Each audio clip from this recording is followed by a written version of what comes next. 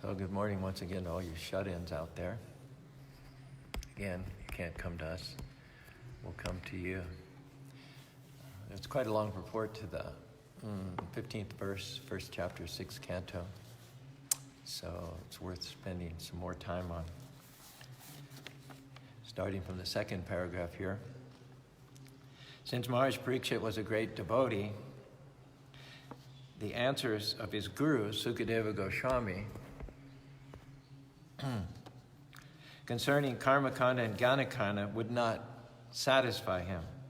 Therefore, Sukadeva Goswami, knowing very well the heart of his disciple, explained the transcendental bliss of devotional service. The word kechit, the verse is kechit kevala bhaktya vasudeva parayana agam dunpati karchyena niharam eva bhaskara. The Prabhupada says the word kechit, which is used in this verse, means a few people, but not all. Not everyone can become Krishna conscious. As Krishna says, Bhagavad Gita 7.3, Manusyanam sahasrishu kastid yatati sira yatatanam api siranam kastid mam veditapanam. Out of many, many thousands among men, one may endeavor for perfection of those who achieve perfection. Hardly one knows me in truth. Practically, no one understands Krishna as he is, for Krishna cannot be understood through pious activities or attainment of the most elevated speculative knowledge. Actually, the highest knowledge consists of understanding Krishna. Unintelligent men who do not understand Krishna are grossly puffed up, thinking that they are liberated or have themselves become Krishna or Narayan. That is ignorance. To indicate the purity of bhakti devotional service, Srila Rupa Goswami says in Bhakti Rasamrita Sindhu, Anya bilasita sunyam jnana karmadi anavritam anukulena krishnanusidam siddhanir bhakti uttamam. One should render transcendental loving service to the Supreme Lord Krishna favorably and without desire for material profit or gain through fruitive activities or philosophical speculation. That is called pure devotional service. Sri Rupa Goswami further explains that bhakti is kleshagni subadha, which means that if one takes the devotional service, all kinds of unnecessary labor and material distress cease entirely, and one achieves all good fortune. Bhakti is so powerful that it is also said to be moksha lagu takrit. In other words, it minimizes the importance of liberation.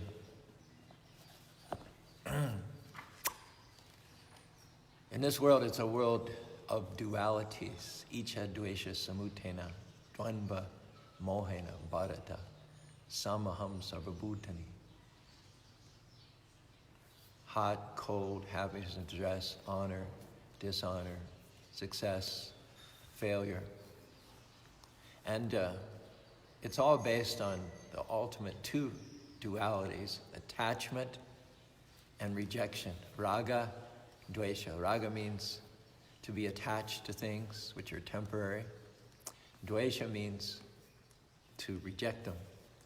It's a pendulum that people without the focus of Krishna consciousness inevitably experience. We work hard in order to earn money, get a bank balance.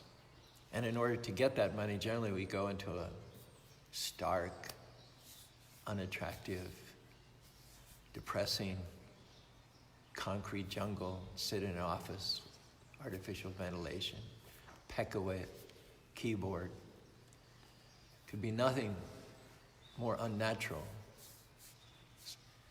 Air is unnatural, there's no natural sunlight, you don't get to see grass, trees.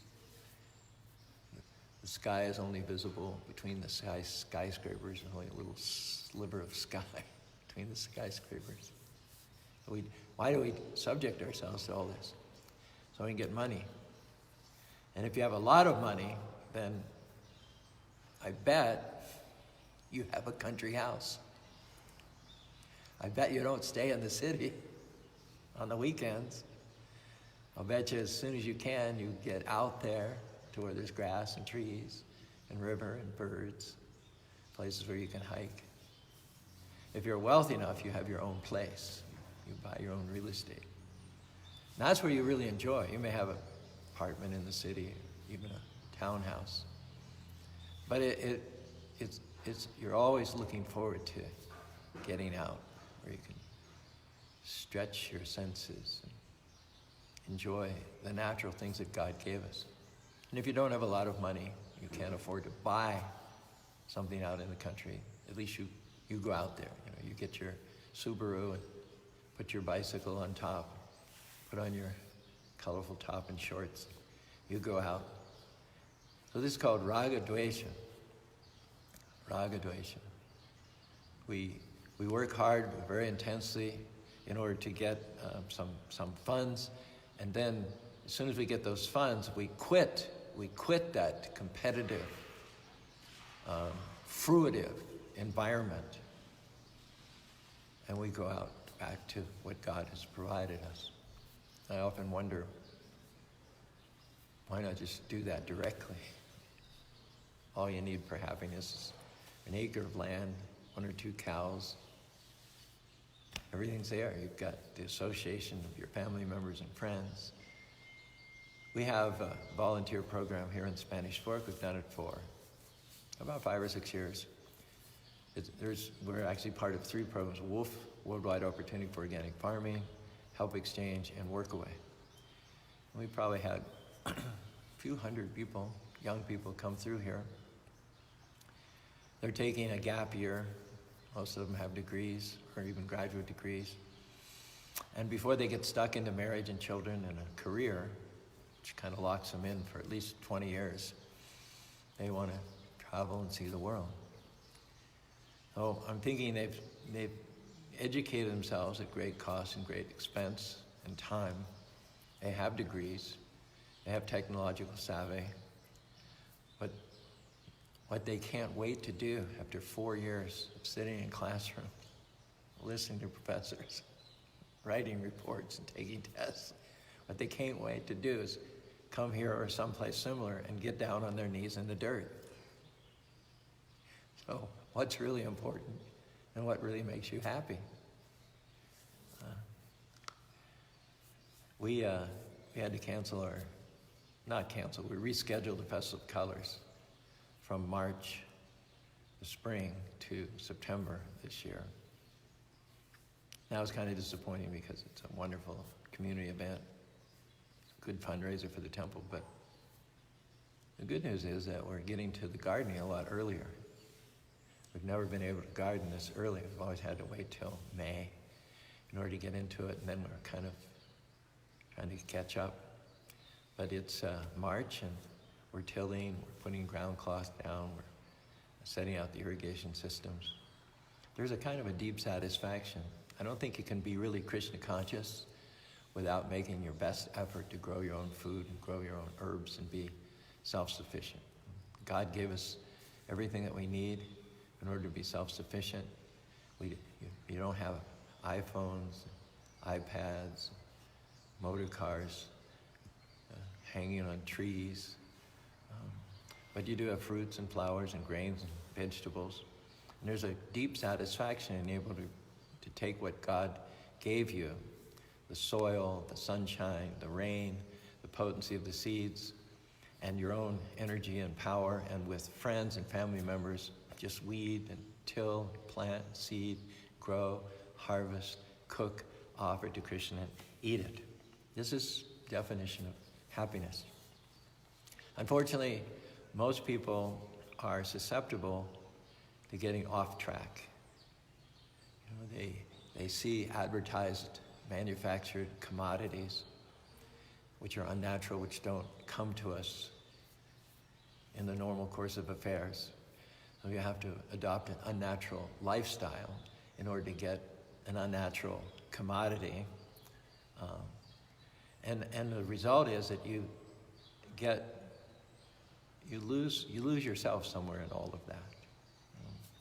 Lord Chaitanya Mahaprabhu, his main activity was chanting Hare Krishna, taking prasadam.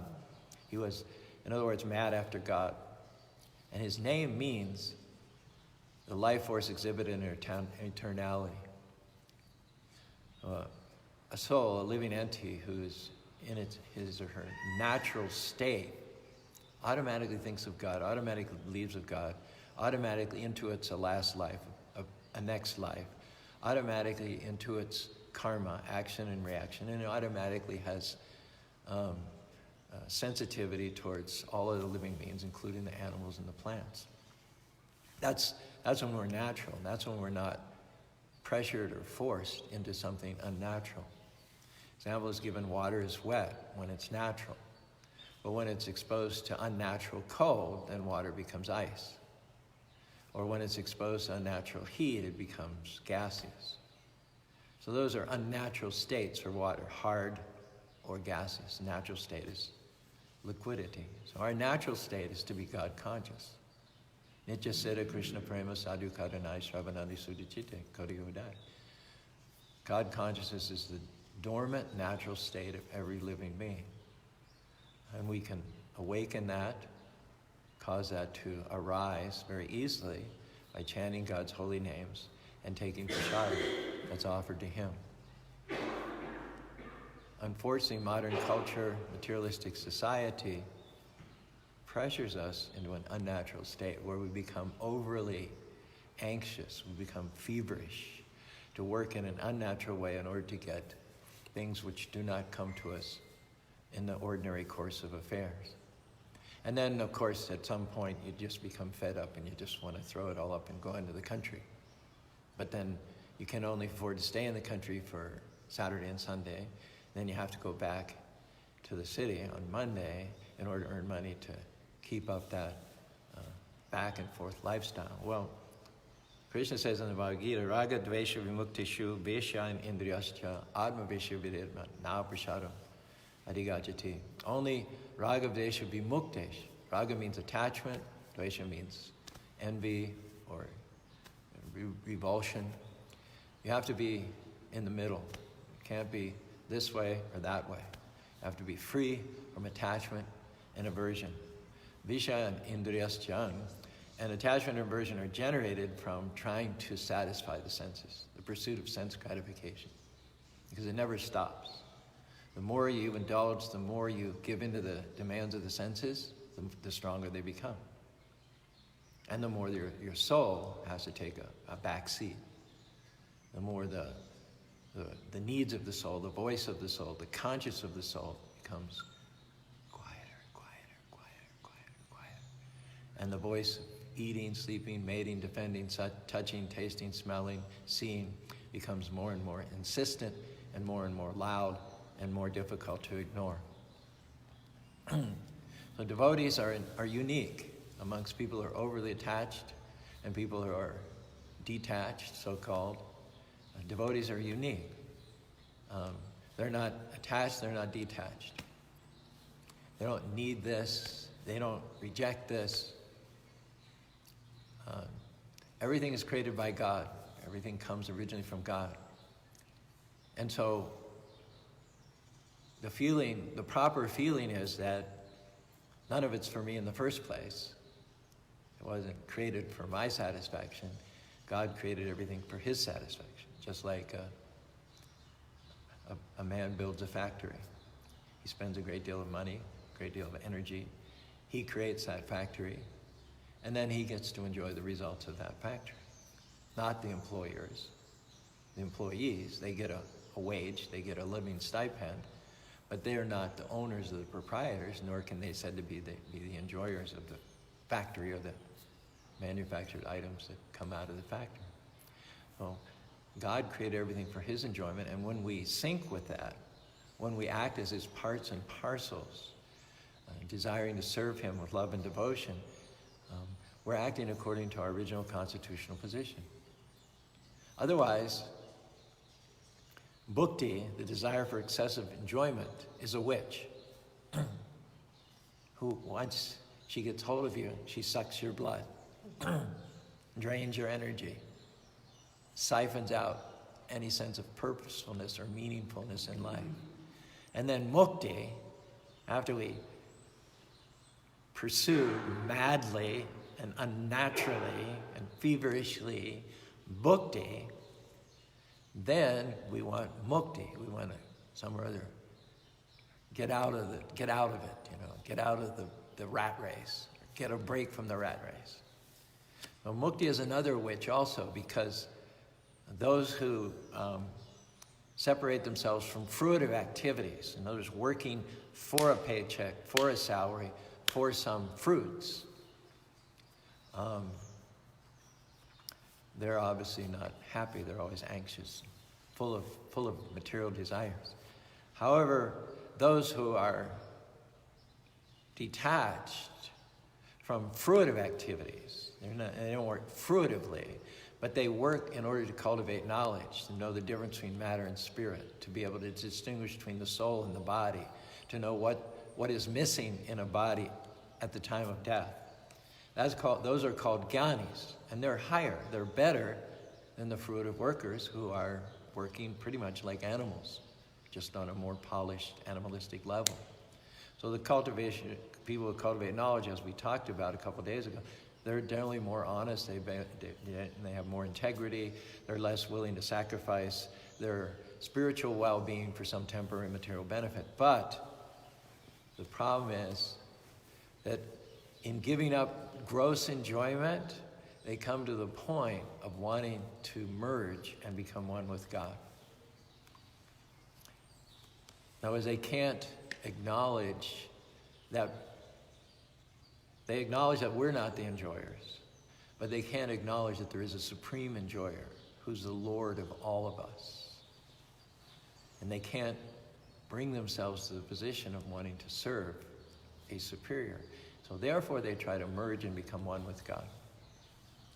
Example is given of the fox was jumping up with some beautiful looking grapes. The fox was jumping up. He couldn't quite jump high enough to get the grapes. And after a while, when he realized that he wasn't going to be able to enjoy the grapes, then he walked away saying, oh, they're probably sour anyway. Okay. The problem with karmis and jnanis, problem with fruitive workers and mental speculators, is that they're trying to enjoy or reject what didn't belong to them in the first place. Everything is created by God. Bhoktaram yagatapasham. Krishna says in the last verse of the fifth chapter, Bhoktaram, I am the enjoyer. I am the object of sacrifice. I am the purpose of doing austerities. Bhoktaram yagatapasham. In other words, whether you like it or not, God is the enjoyer. God is meant to be pleased in all of our activities. And if you find that niche, you're going to be free from the witch of bhakti and the witch of mukti. Otherwise, it said they're sitting in the lap of this witch thinking they're very comfortable. They don't realize that the witch is there to victimize them, to steal their valuable time and energy and leave them with nothing except repeated birth and death in this material world. They're sitting in the lap of the witch thinking they're well situated. The devotees seek shelter of Krishna, not material enjoyment, not renunciation, speculation, but they seek the shelter of Krishna. Therefore it is said, Krishna bhakta nishkama ataiva shanta bhukti mukti siddhi kamala shakala ashanta. The enjoyers and the mental speculators, and then there's the devotees, nishkama, they're not disturbed by attachment or aversion, and therefore they're peaceful. On the other hand, bhukti mukti siddhi kama, those who want material enjoyment, those who want liberation, those who want yogi powers, those who want sense gratification, shakala ashanta. In Sanskrit, when you put an A in front of something, it negates it. Shanta means peaceful, but when you put an A there, it means no longer peaceful. They're always agitated. As devotees, we don't have to be concerned with the results of our activities. We don't have to pose ourselves as great philosophers or scientists or yogis. All we have to do is serve the Lord with love and devotion. That's the middle path, you might say. There's a poem, it says, "The servant craveth not except to serve with might. I was not told to win or lose, my orders are to fight. Then if I bleed or fail or strongly win, what matters it? God only doth prevail." And then another little ditty is, "Thy ransom servant I, restore to thee thy own, and from this moment live or die, to serve my God alone." It's all we worry about is service. We don't even have to worry about success or failure. All we have to worry about is clinging to the lotus feet of the Lord. And so life becomes simple, becomes pared down. From Kalakanta's book, The Rap of God, and reworking some of his verses, he came up with a little sort of rap summary of the Bhagavad Gita, which emphasizes this point. Do you mind? In the Bhagavad Gita, Song of the Supreme, Krishna streams to his team member Arjuna the cream of all the devotees. The things you do, the things you do every day, the gifts you give in every tasty veggie dish.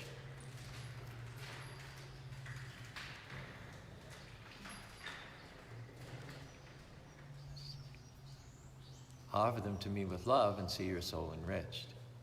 A cup of water makes me smile, though I could drink the ocean. Flower, fruit, and leaf are fine if they're offered in devotion. Keeping me in the center, your karma will never interfere, because a loving devotional service is the dharma of the spiritual atmosphere. I don't play any favorites. Everyone gets what they desire, so if someone longs for me in bhakti, I'm naturally inspired. Even if you mess up a time or two, I won't make any complaint. Just press up again, you can still shine like a saint. The undiluted souls who know reality, feeling my protection, the flow of their affection comes to me. They sing my sacred names with voices sweet and stake their rightful claims at my lotus feet. I see, maintain, and shelter all. I am the seed of everything. I am everyone's best friend, the beginning, middle, and end. Arjuna, tell the people boldly, my devotee never dies. Men and women, high and lowly, everybody's equal in my eyes. Anyone who comes to me will never be denied. Bhakti Yoga will set you free. Success is guaranteed. Think of me, become my devotee, and you will live with me eternally. This basically is the message of the Bhagavad Gita. It's not about you. It's not about enjoyment. It's not about renunciation. It's not about becoming a big scholar or speculator. It's about stepping right into your constitutional position as a servant of the Lord and living a simple life full of devotion, having faith in the Lord in all circumstances, and depending upon Him for your well-being. A person who has that attachment to the Lord is perfect. And devotional service itself is such a powerful dynamic that no matter what disqualifications you have in terms of birth or aristocracy or education, they are more than compensated for by devotional service. There are any number of verses. Sat karma nipuna vipro mantra tanda vishada avaishnava guru sat vaishnava shopacho guru.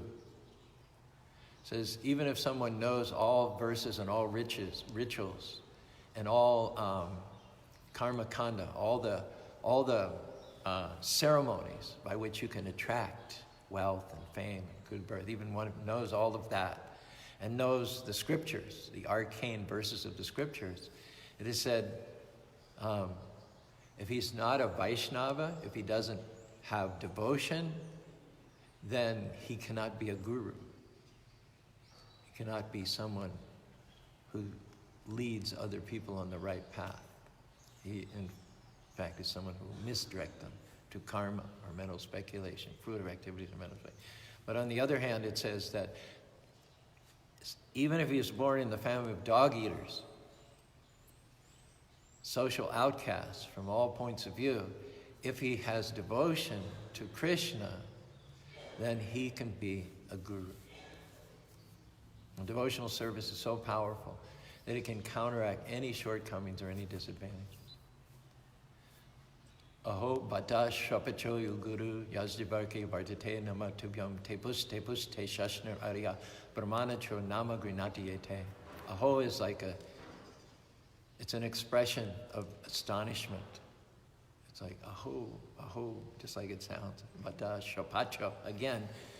Isn't it amazing that even if someone is born in a family of dog eaters, but he or she is seen to be engaged in the devotional service of the Lord under the directions of a bona fide spiritual master, aho bacho shapacho yoguriyan, yazdi varge vartate nama tubhyam, and chanting the holy names of the Lord and following not the jnana path, not the karma path, but the bhakti marga.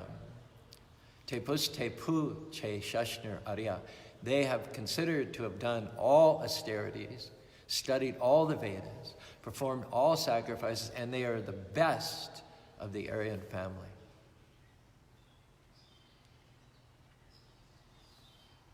There's an image in the Nectar Devotion that Bhakti is going like the queen to the wedding.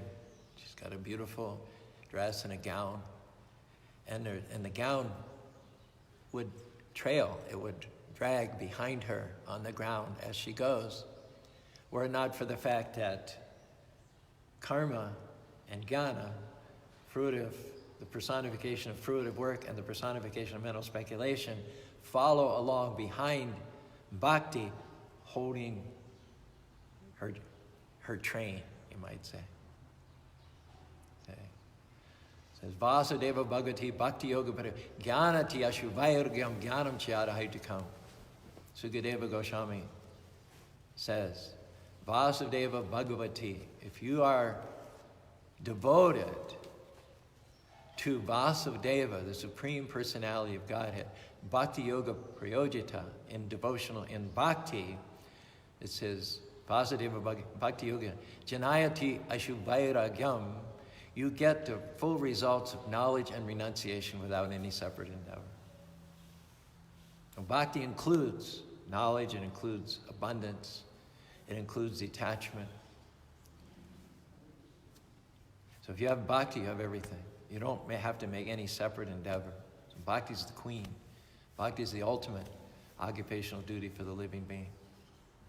On the other hand, no matter how astute you are, no matter how intelligent you are, no matter how many PhDs you have, if you don't have Bhakti, you're not qualified to be a guru. You're not qualified to teach people the right path. What to speak of the fruitive activities? Big house, bank balance, BMW qualifies you in no way whatsoever. Just a bigger animal than the other animals. So the person who's a jnani is better than the karmi, but nobody is better than the bhakta. Nobody's more humble than the bhakta. Nobody's more selfless than the bhakta. Nobody sets a better example of behavior than the bhakta. And nobody is able to do as much good to people in general as somebody who's engaged in bhakti yoga under the guidance of a bona fide spiritual master.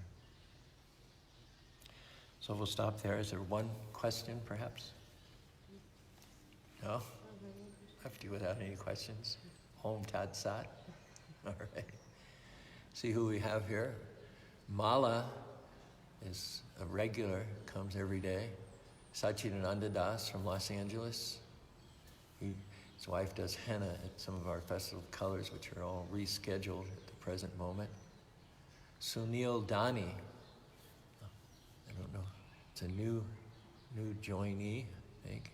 I don't know if you can scroll down and see all the people that have been watching previously, but anyway, thank you very much for joining us. We hope that we've made your lockdown a little bit more tolerable, and we hope that you have, some plants and a little bit of a backyard, and maybe think about growing some things for Krishna, increasing your chanting for Krishna, deepening your devotion for Krishna. Saw a post where somebody said, I feel like I've been sent to my room and asked to think about all the things I've done wrong. So maybe it's good that we're not flying about madly like fruitive workers. Maybe it's good that these circumstances restrict our activities and thus encourage us to deepen our practice in devotional service. And that's our desire for you. Hare Krishna.